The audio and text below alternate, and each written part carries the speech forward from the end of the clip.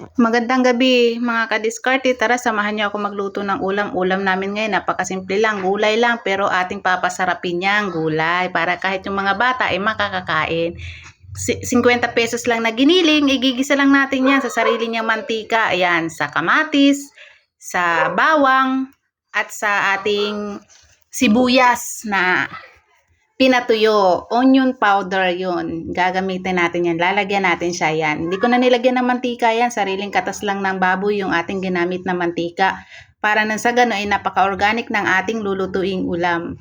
Yan, napakasarap po niyan. Napakamura lang. Lalagyan natin siya ng alamang. Halagang 10 piso at 50 naman yung ating giniling. Papasarapin natin yung ating pakbit. Kahit na pakasimple lang, mapapakain kahit yung mga bata. Lalagyan natin siya ng yung pangalawang gata, ilalagay natin. Yan, hintayin natin na kumulo at matuyo-tuyo ng kaunti yung gata. Huwag natin muna isabay yung gulay nang sa ganun hindi siya madurog or hindi siya magiging malabsa. Yan, hintayin lang natin.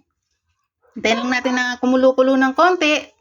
Maluto-luto at pagka naluto na siya, ilalagay na natin yung unang gata niyan. Pero syempre lalagyan ko muna siya ng malunggay at yan ng malunggay ay hindi ko na binili at napakarami ko dining malunggay na tanim.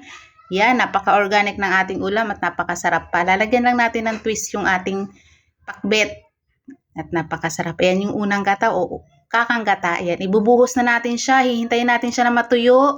Yung pakbet po natin ay 20 pesos. Yung ating alamang ay 10 piso. At yung giniling naman natin 50 pesos. Sa mga probinsya, may nakukuha naman tayong niyog dyan, pwede na yan. Ayan na po yung ulam natin, napakasarap po niyan. Ayan, thank you for watching. God bless. Thank you.